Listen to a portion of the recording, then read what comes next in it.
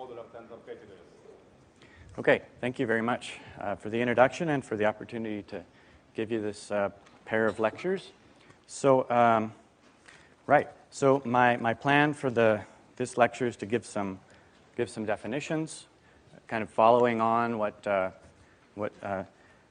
Ostrich and Witherspoon already mentioned, and then the next lecture I'll try to go into some of the more details about different problems. But before I begin writing, let me just say a couple of things about why people care about modular categories. So some of you may be kind of recreational users of modular categories, but there are many of us who are, well, really hardcore users. And so let me explain sort of how we came about this addiction. So the first thing is that I think of when I think of modular categories is that we want to try to interpret knot and link diagrams actually as the invariant.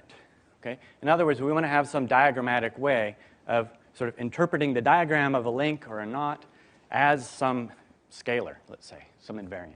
Okay? And that sort of came about if you sort of follow like the Jones polynomial and how that eventually came about. It really is something like this. So we want to have a sort of pictorial way of describing the invariance of pictures. So another aspect of this was sort of the idea of constructing interesting solvable models in statistical mechanics. This is sort of one of the origins of this as well. And so that's sort of what Drinfeld worked on when he came up with the concept of a quantum group that we heard about this morning. And, well, these give somehow examples of modular categories eventually. And then another way that these came up was with Ed Witten describing topological quantum field theories, sort of connecting topology of physical systems to sort of actual topology and invariance of them. And so that was sort of how TQFT came about. So sort of extending the Jones polynomial to three-manifold invariance. So that was another sort of interesting thing. And you'll notice that Jones, Drinfeld, and Witten have something in common. And I'll leave that to you to figure that out. But it's quite interesting. More recently, modular categories have been realized to sort of help us understand physics again in these condensed matter systems that allow us to consider anions. So that's yet another reason. And finally, kind of coming from a much more mathematical side, the idea, all of these ideas can sort of coalesce into the idea of categorification of algebraic or representation theoretic concepts. So these are all ways of thinking about them. And so that's why sort of the theory sort of has traveled a somewhat Magellan path, I suppose. Let me mention one more thing before I start. So I prepared some copies of a reference list compiled unbiasedly by me. But anyway, it explains where to look in the literature for sort of more details. Okay, good. So let's get started here. So let me say, what is a modular category? So the first thing we need is to say what is a braided fusion category. So definition, a fusion category C is braided if we have a structure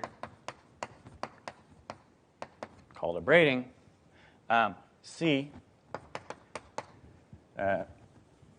xy, which is an isomorphism between x tensor y and y tensor x for all y and x, satisfying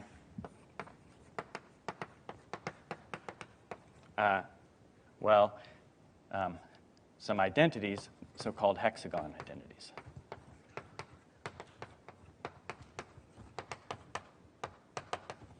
Okay, so there's in fact two of them.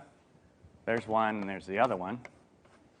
Okay, but maybe I'll label part of these, and let me say that it's maybe, rather than thinking about these, we should think about the braid relation. So we'll think about diagrams. And so in order to do this, before I go on here, let me just say that the sort of diagrammatic interpretation of CXY is a picture that looks like this.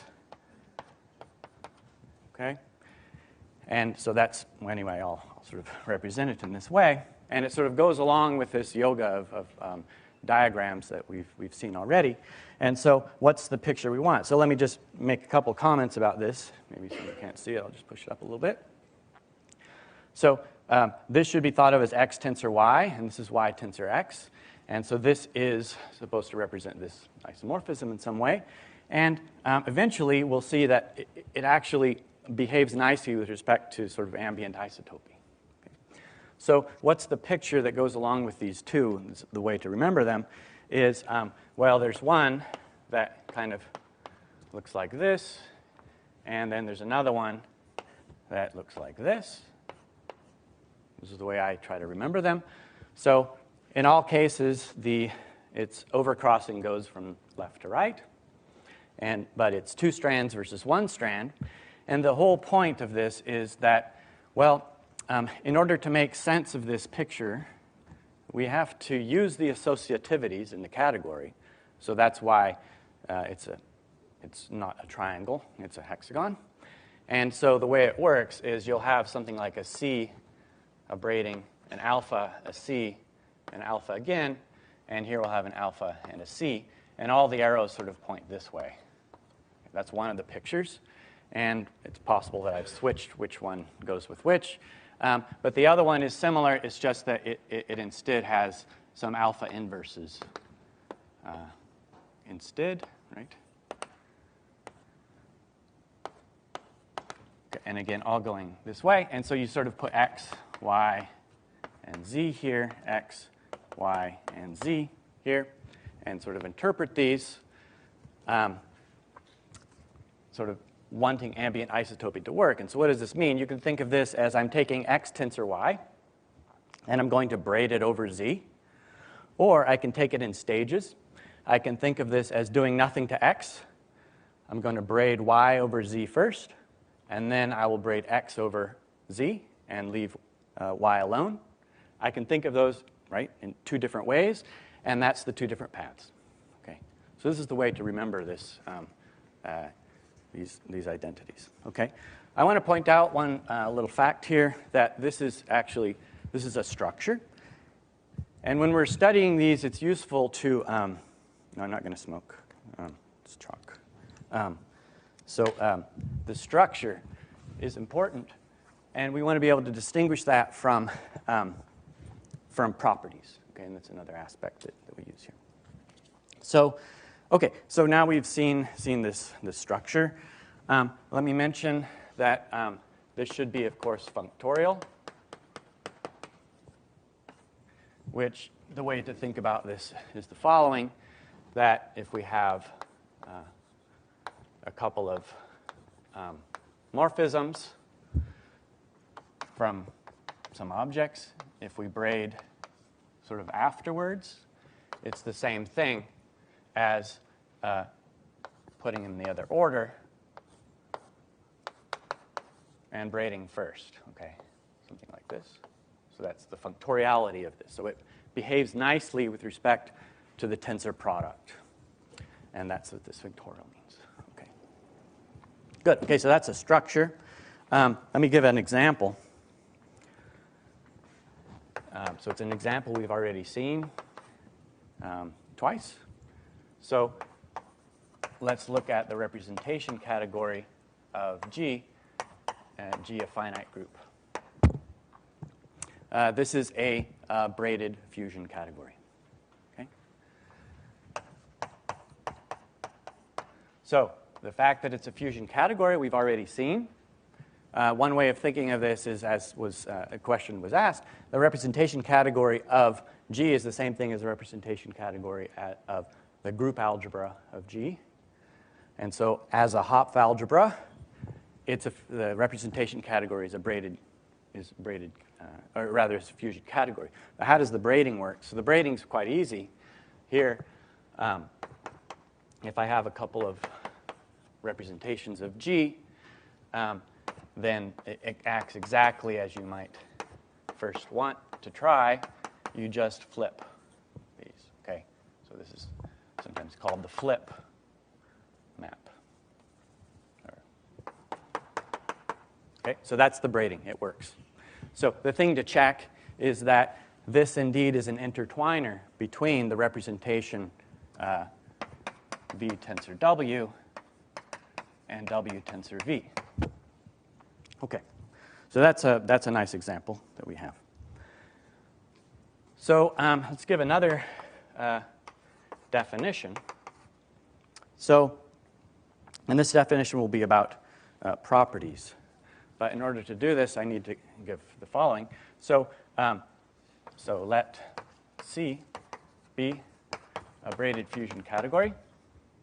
I'm going to define C prime to be the, well, to start with, it's just, so it's some category here.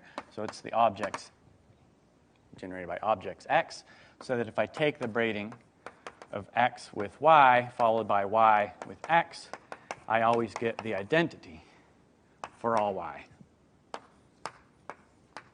Okay? So it's a collection of all such objects. Okay?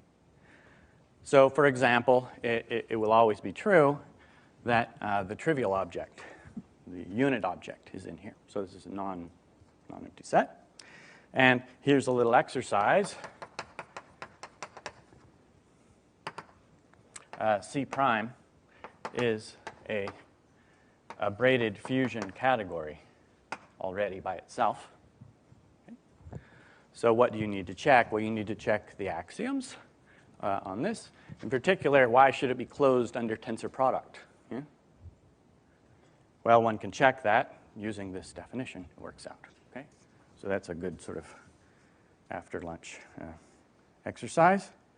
And so the next thing I want to say is, well, let me continue with this example. So this example here, if I look at this thing, so by the way, so I should give this a name. This is sometimes called the symmetric center, or sometimes called the Muger center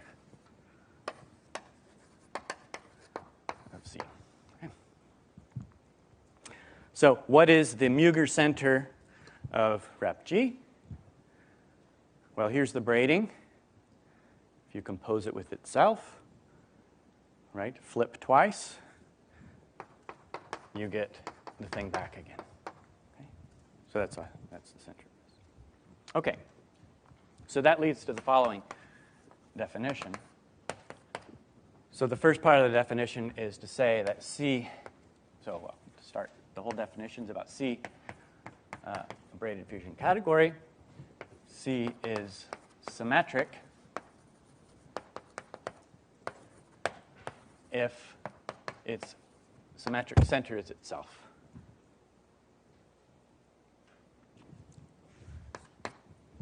So this is a property. Yeah?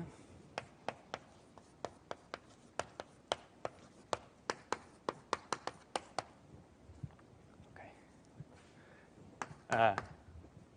Secondly, we'll say C is non-degenerate if it's sort of maximally not symmetric.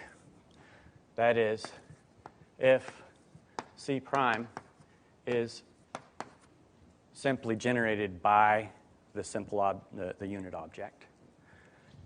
And another way of saying this is to say that Muger center is equivalent as a braided fusion category to the category of vector spaces.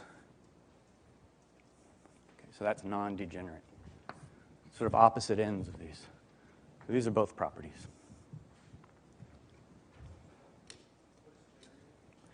Yeah, so it means that everything in here is a direct sum of that one, copies of that one. Okay. So there we have properties. They're both properties. Okay, any questions so far? Okay, so good. So let me give you, now that we've got now we've got a property, we've got a structure, let's put more structure on this. So that's one of the nice things about this kind of algebraic category theories. The more adjectives, the nicer they get. Of course, until they disappear, right? And then they're not so nice. So let's put another one on here. So definition. So let's take now C, a braided fusion category. So a twist on C, it's a structure, is, well, it's some theta, it's a map, it's an automorphism of the identity functor, okay, which you can think of this just as, well, I'm going to assign some non-zero complex number to every simple object of my category. That's kind of how we think of it.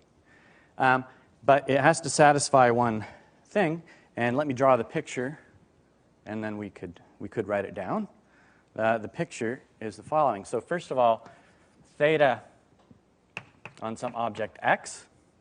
I'm going to draw a diagram that this will represent, be sort of corresponds to the following diagram, like this. So we put an x on there, so that's what it looks like. Okay. So when I wrote down my braiding, notice I crossed left over right. I do the same thing in this sort of region here. That's how I know it's the right one. Okay, there's lots of choices. Okay, so that's what the twist looks like, and then the thing it must satisfy is the following. So suppose I take x and y, and I tensor them together, and then I take its twist. So it looks something like this. Missed a bit. Okay, there we go. Okay, so that's the twist on x tensor y. So there's one for every object. This should be the same thing as first twisting x and y individually, braiding them twice, and there we go. Again, x, y. And you can kind of follow. Maybe it would have been nice of me to draw them in different colors so you can see. So I'll do that. So like this one goes here, and then this one goes here. And now maybe it's easy to see how the crossing sort of can be worked out. So maybe, since we haven't discussed these too much, let me make some discussion at this point. So what I want to think about as, so the diagrams that I draw are representing morphisms in my category. Okay? Two strands next to each other corresponds to tensor product. And so I take the sort of optimist view, so everything goes up. So I compose going up.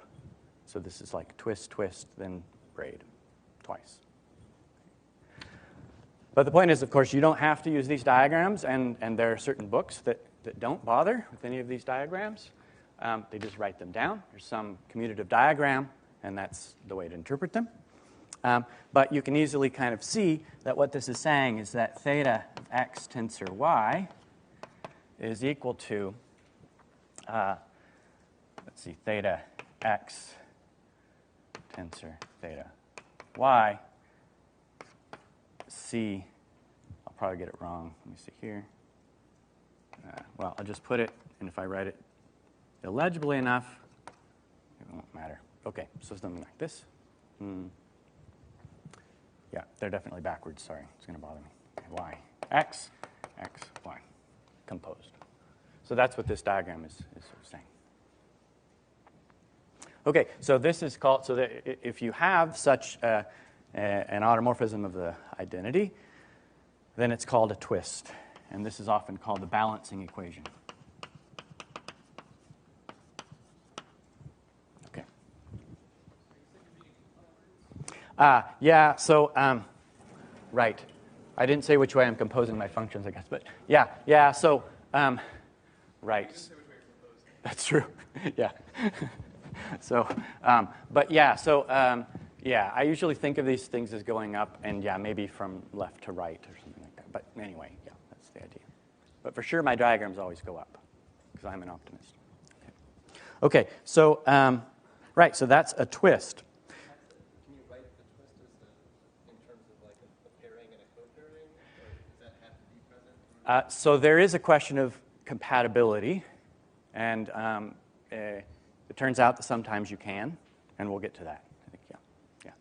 So, yeah, I guess we didn't go into too much detail in the previous lectures about the evaluation and co-evaluation and what pictures we should use there.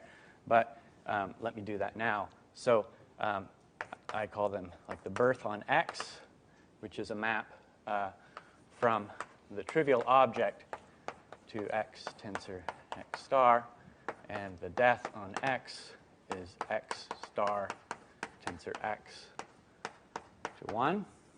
So we have these. And the corresponding pictures look like this. So I'll put an X over here, and over here, X goes over here. Okay, so these are these evaluation co-evaluations. And you're right, if you look at this thing, it looks like there's an evaluation, co-evaluation, and then a braiding sandwich in between. But you have to be slightly careful about whether, so if you have a pivotal structure, then you're potentially in business. But that's a separate issue. But we'll discuss this. So let me say following. So notice, so far, this twist only exhibits compatibility with sort of tensor product and the braiding, right? What about with respect to the dual? With duality, with rigidity? It turns out that there's an extra condition, and it's called a property. It's a property in this case. So we'll say definition. A twist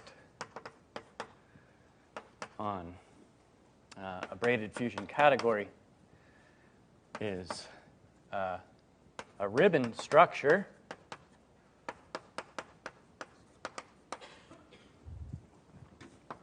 if one more thing happens.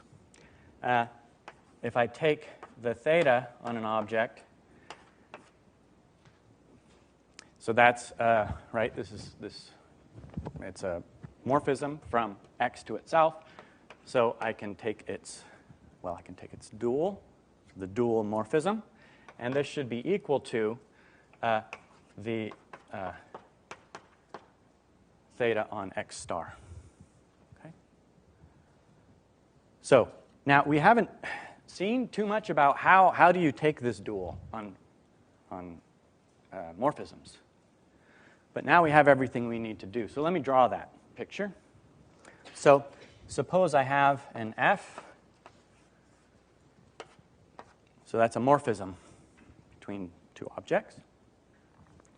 What I'm going to do, so let's say here is X and X for the moment. You can also do it to other things, but let me just do it this way for the moment.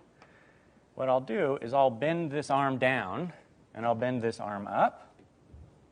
Okay? So now let's look at these pictures here. Maybe it's nice of me to label these both sides, just make it clear. Okay? So what have I done here? Well, this now is sort of X star, right? And this is also X star. So as expected, when you take a dual, right, it stars the objects, sort of switches them around. So that's this left-hand side here. So that's what this theta X, that's theta X star. And to have this equality, right, it's saying that this thing should be the same thing as if I just did the twist, I label by an X star. Now, why a ribbon structure? Well, this is exactly the idea that you should not be thinking of these sort of strands as being just like a piece of string, rather a ribbon, okay, a framed sort of, as a framing. And so one has to be a bit careful, right? If you just take a piece of string and do this loop, you can turn it any way you like, it's fine. But for this to be a ribbon structure, right, it has to sort of behave nicely with respect to this framing. Okay? And that's sort of the key to this equation here. So kind of the idea is, so I should maybe draw another one. So the point is I should have this, F should be my twist, and I write it down like this. That's what this equation is sort of saying. Sorry. So this, that's an F in there. This is the other one. Okay, so these two should be the same. And, right, so I can demonstrate. So here's a ribbon, right? So what are we doing? Maybe it's good, let's think about what happens when I'm going to take the twist on X, and I'm going to sort of do something to it. Okay, so let's see. So the twist on X should look like, it's up there. So let's see, is this what I want to do? Which one is it, right? I'm not a trained topologist, so I'll probably get this wrong. I think I want to do this, roughly. Yeah, okay, good. Okay, so this is probably, all right. And then I'm going to sort of bend arms, which I don't want to bend my arm, so I'll just do that, okay? And then I pull it straight. And then I want to make it look like that over there, okay? And so I think I can if I put the right kink in it. Maybe it's that one. No, it's not. Sorry. It's that one. Okay, so there you go. So that sort of shows that these two are sort of expected to be the same for ribbons, okay? So there's some mysterious thing about this being on like a sphere or something that says why this is true. But in any case, that's sort of a demonstration of why this should work. Okay, good. So that's a ribbon structure. So notice it's a property, yeah?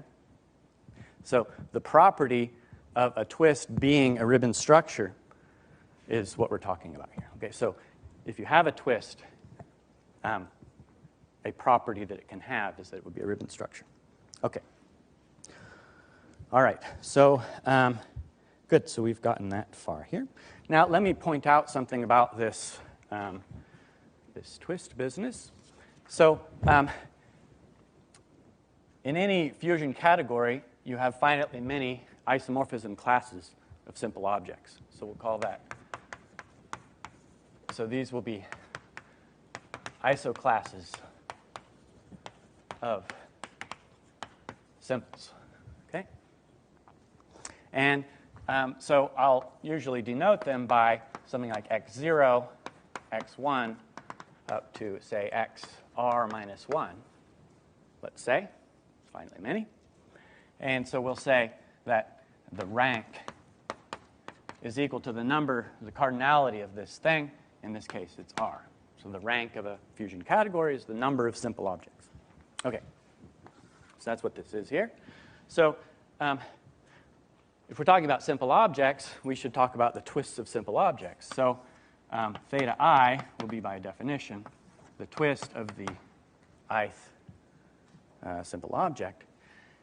So this, in this case, is just it's going to be a complex number for sure, non-zero complex number.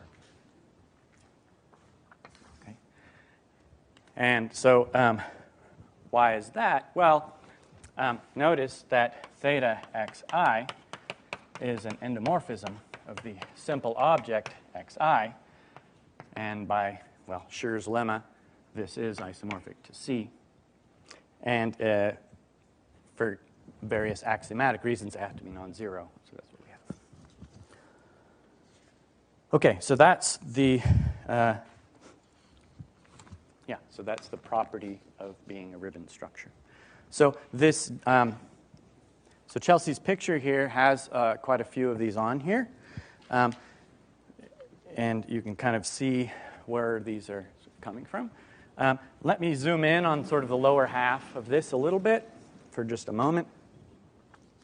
And so we have everything that I need now to give a definition of a modular category, right? Halfway into my talk. So definition, C, a fusion category, is a modular tensor category if C is a non-degenerate ribbon fusion category. Okay. That's a definition. Okay. So you start with fusion, you add a braiding. To that braiding, you add a twist. You should have the property of being a ribbon structure. And then you go back and look at the braiding and say, is it non-degenerate or not? And if so, well, you've got a modular category. Okay? So that's quite convenient. But there's something I do want to point out, and that is there are alternate definitions to this. And so let me try to explain that a little bit.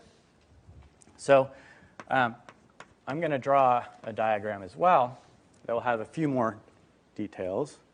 So I can start with a fusion category. I can add a braiding.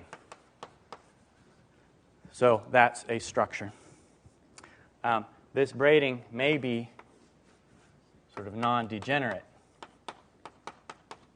braided fusion category. Okay. But also on a braided fusion category, I can add, I'm just going to sort of abbreviate, put a theta there to meaning a twist. So a twisted, say, a braided fusion category with twist. And then I can add the property that this twist is a ribbon structure. So that's a ribbon fusion category. And then here I'll have the modular tensor category. So a ribbon fusion category that is non-degenerate as a braided fusion category is a modular tensor category. Okay. So that's sort of some of the diagrams here. Now, eventually the details will perhaps be mentioned in some talk, but I won't go into it. But completely independently to the braiding structure, you can describe a pivotal structure on a fusion category. And what is this? This is some isomorphism between every object and its double dual. Okay. So it's some functor. Okay. A property of being pivotal is being spherical. That says that, kind of like what we did there, but without regard to any braiding or twist. Okay. So that's a property, being spherical. So a pivotal structure can be spherical. Okay. Now, if you're pivotal and braided, then you automatically have a twist. It's automatically compatible. Okay. Give me a braided fusion category, give me a pivotal structure on the underlying fusion category, I can construct for you a twist. Okay. Moreover, if that pivotal structure happens to be spherical, then it will be a ribbon fusion category. Okay. And then, of course, a spherical category feeds in here too as well. A non-degenerate braided fusion category that is spherical is the same thing as a modular tensor category. So lots of adjectives, but they sort of fit together nicely. Okay, good. Any questions? Yeah.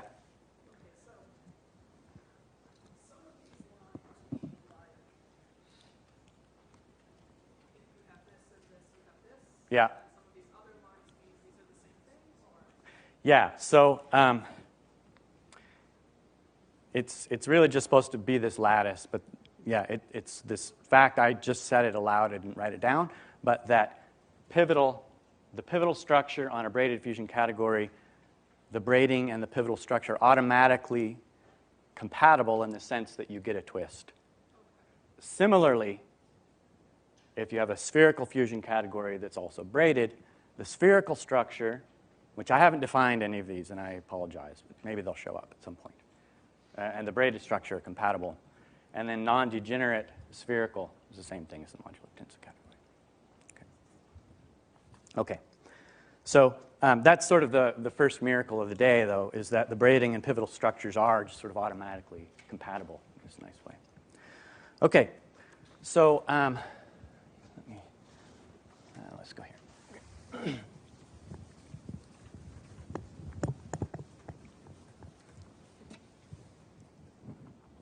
So this is maybe not the definition of modular that many of you have seen. And in fact, it's not the definition that's given on Chelsea's sheet. So let me make that contact. So if C is a ribbon fusion category, then it admits a canonical trace on endomorphism algebras. Okay? A trace function. So what does it mean? It's a function that goes from this vector space, this is actually an algebra, to this one. And this one is isomorphic to C. Without that. Okay. So we can, in other words, give me a morphism, an endomorphism of any object. I can give you something that acts like a trace, which is, so it'll be, the answer will be a complex number. And so, of course, there's a diagram that I should draw. So here's my F. What I want to do is look at it this way.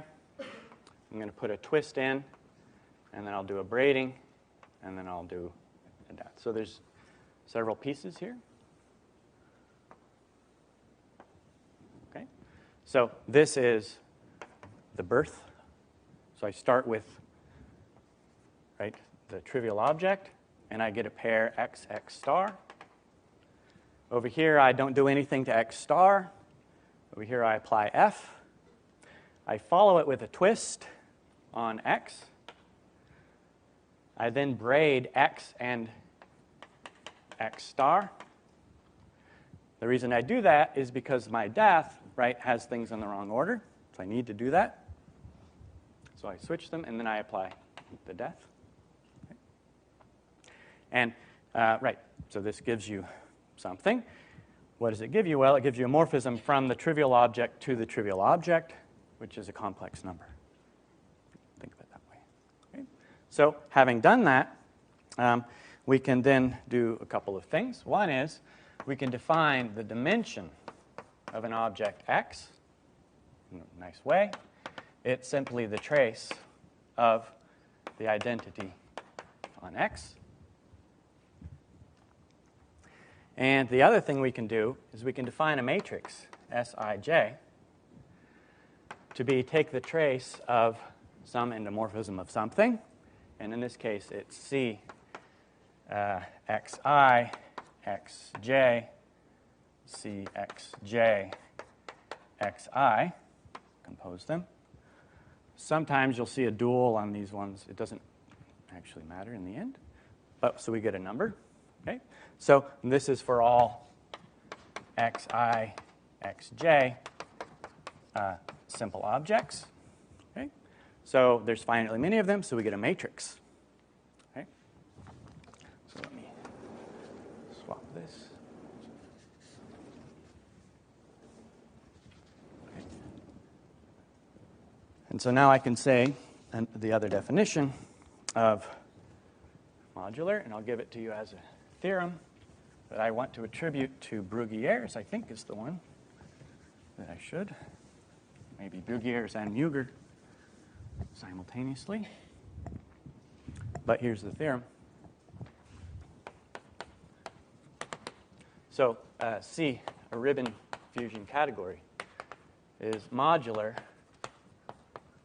in that sense if and only if the determinant of this matrix with ij entry, that thing there, is non-zero. Okay.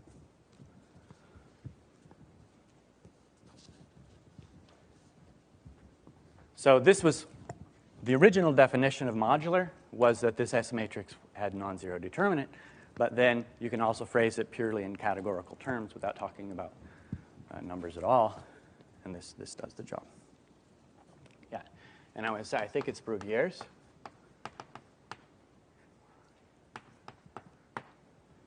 And maybe Muger. Maybe somebody can correct me if I'm wrong. Yes, good. I didn't miss the accent, though. Okay. Okay.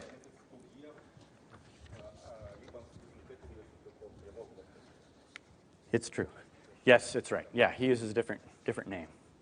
In fact, it's in French, so it's tortile or something like this. Okay. Good. So now you've seen what these things are, and you would probably like to sample them. So let me give some constructions. Okay. So sort of just a few kind of tapas-style constructions here. So constructions. So the first construction is the following. So that we've already seen. So G should be finite abelian group.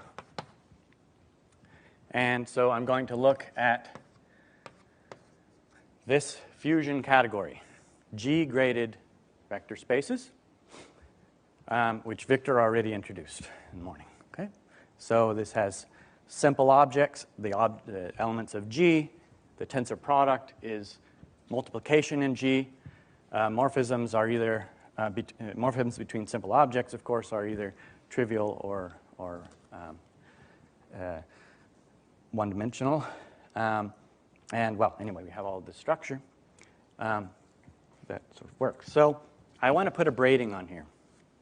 So here's what I'll do. So let C be a bicharacter of G. Okay. So a bilinear, if you like, map from G cross G to C. What this means, right, of course, is that C, GH, K is equal to C of G, K, C of H, K, etc. There's another one on the other side. Okay? So that's sort of the structure I want to start with. And I want to claim that this actually will provide me a braiding on this thing. So, right, and so here's the fact. So define sort of C of G tensor H to H tensor G. Now remember, this is really just GH, and this is also just GH, since this is an abelian group. Right? By, well, I'm going to just use this, sort of by using the scalar C of GH. Okay, so I add in a scalar, and it's that one. Okay. So maybe I should do this times P or flip or something, technically. Okay. So that's the operator. Yeah. Okay. So the claim is that this is indeed a braiding. Moreover, if I define theta sub G to be equal to C of GG, this is a twist. And in fact, it's a ribbon structure. Okay. I don't remember if it was pointed out that G dual is just the inverse, as you would expect. Yeah, GG, thank you. Good, there's no H. Okay. So this is an example of a ribbon fusion category.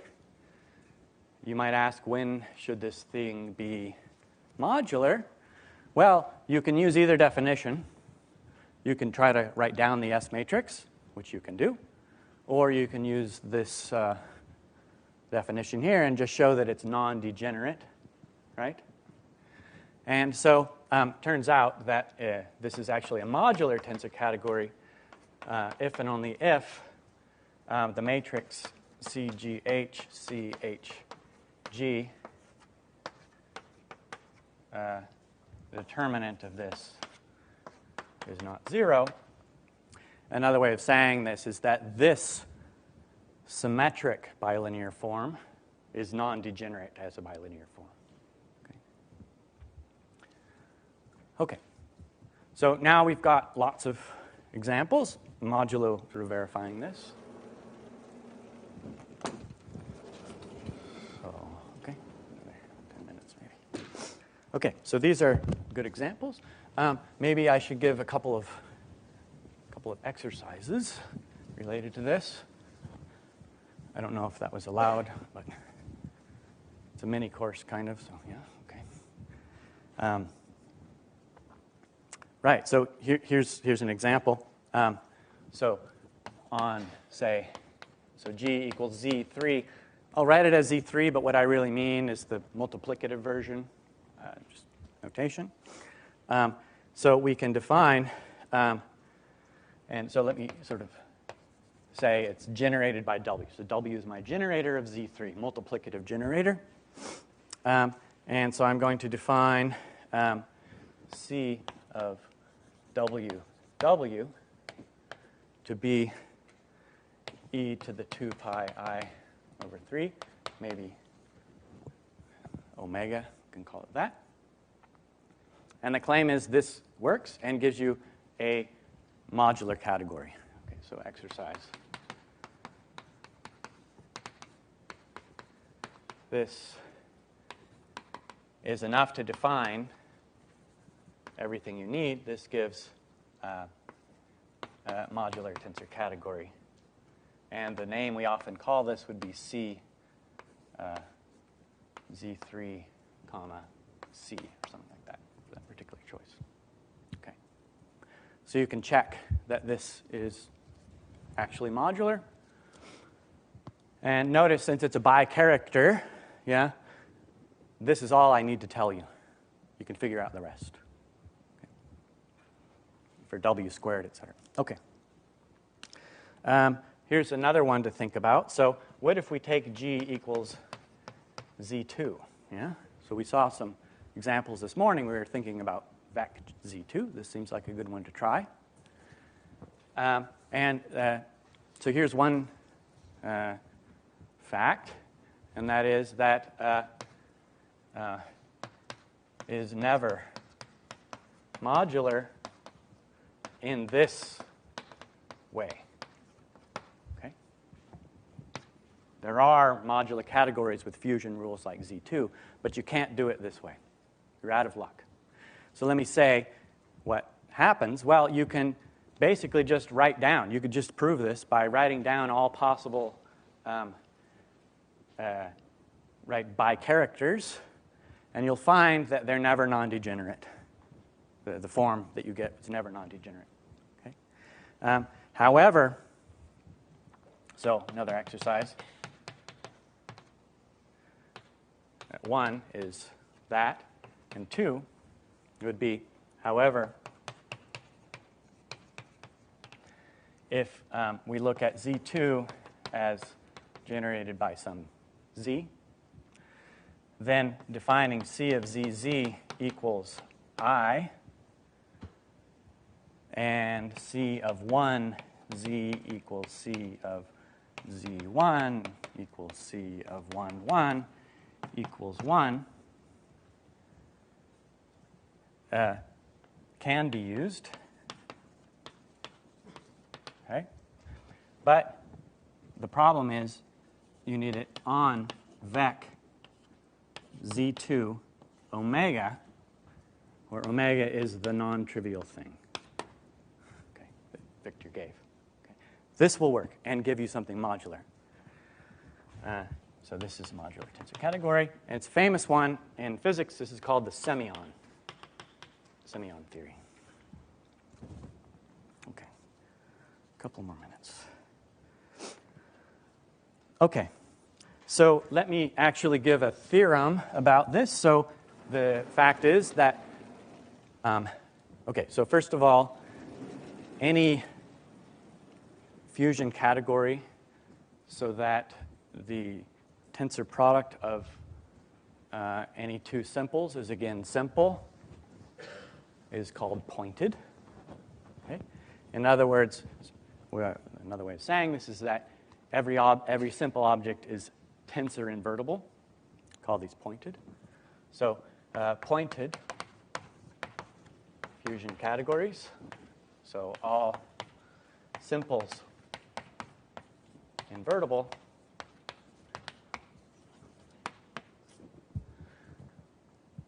correspond always to these vec G omegas, where G finite and abelian.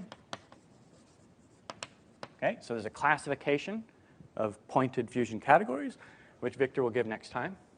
I'm just kidding. Yeah, sorry. Yes, okay. Yeah, that's right. Yep. Good. Right, oh yeah, so this is maybe a good point to bring up, right? Obviously, you're not going to have a braiding if G is not abelian, right? Because GH is not equal to HG, so you're out of luck. Okay, so this is true. On the other hand, so if you want it to be, so a braided pointed fusion category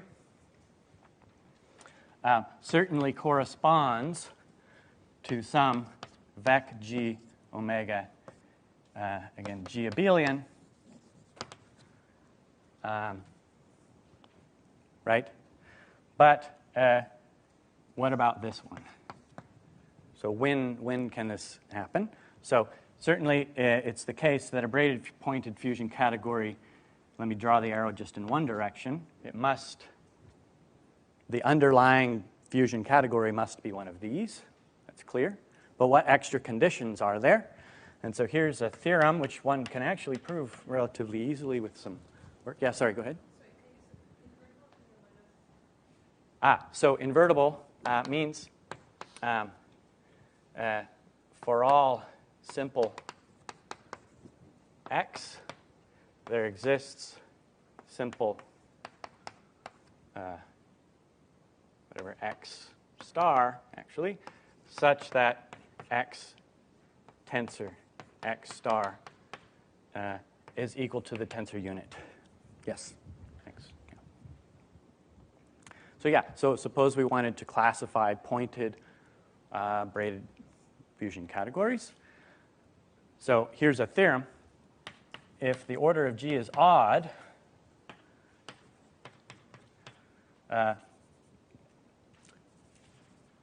vec G omega admits a braiding if and only if the cocycle is identically 1. Okay, trivial. Okay. When G is not odd, it's more complicated, as this example immediately illustrates. Okay? Right, you certainly can construct a braided fusion category out of Z2 with something non-trivial. Okay? So this is a kind of a nice theorem, and you can actually characterize more generally what happens when G maybe has even order. But maybe the thing to say is this is definitely not true in that case. Okay, so these are some examples. Let me just spend a few minutes talking about sort of the Z2 case, because Victor sort of emphasized this. So suppose we use this construction here for Z2, and you take a bicharacter. So what can you get? So what you can get, so for Z2, we can get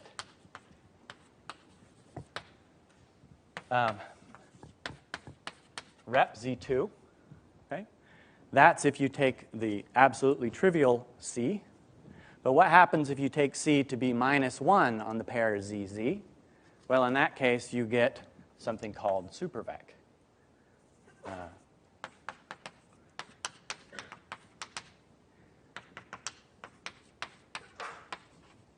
So we get SVec, but that's it. Okay? And these are both symmetric. Okay? Well, it's Z2. There isn't a lot you can be. You can either be symmetric or modular. There's not, right, anything you can doesn't happen. But they're both symmetric. And one can generalize this. So it turns out that there's a classification of symmetric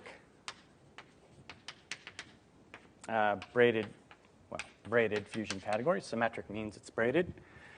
Given by Deline. Is it just Deline? Yeah, okay. Couldn't remember. And it says that they're either something like rep G, where G is a finite abelian group, or something called rep GZ, where Z squared is 1, and maybe Z not 1. And the action, so basically what you do, you look at the representations of G, but then there's Z, it's a Z2 grading that you get by the action of this Z. Central as well. Yes, sorry, yeah. It's symmetric, though, so G is abelian already, maybe? Oh, no, sorry. Yeah, it can be anything. Yeah, sorry, central. Yeah, it should act centrally. So you get these two things, and these are often called Tanakian, and these are called super-Tanakian. And that gives a complete classification of symmetric, and one can obtain a complete classification of pointed in general. But these are sort of the two things you can do with these things. Okay, I'll stop here. Thank you.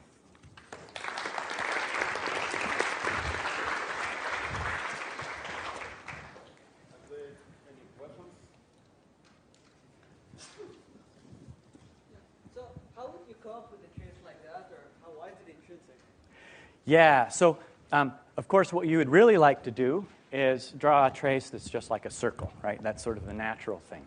That would be the most natural thing, like this. But unfortunately, because of the way the birth and death are arranged, you can't quite do that, okay? But it also, I won't take off my belt again, but it also comes down to exactly this, that you want it to look like, once you sort of straighten it out, you want it to look like not this, but rather this. See, like this. Okay? And you can't do it with the morphisms they've given you, and so you find a way to do it, and that's the correct picture.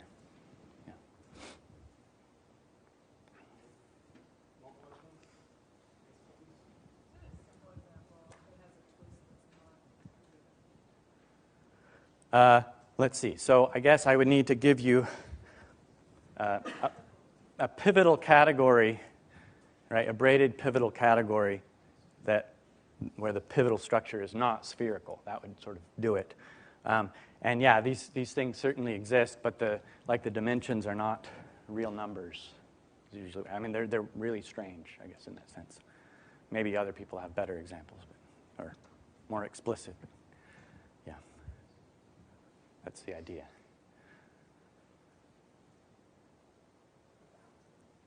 More questions?